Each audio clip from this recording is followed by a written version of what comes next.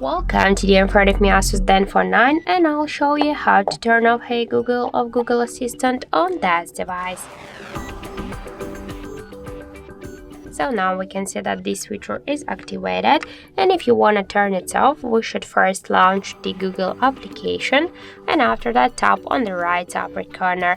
Then we should select the settings and tap to voice section, then click here to voice match, and just to turn off Hey Google feature we should click here only once on the switcher. Now we can see that the Hey Google option is turned off successfully, and now just when we'll say Hey Google off Hey Google, we can see that this option turned off successfully. So that's it. Thank you for watching, and if you find this video helpful, don't forget to leave a like, comment and to subscribe our channel.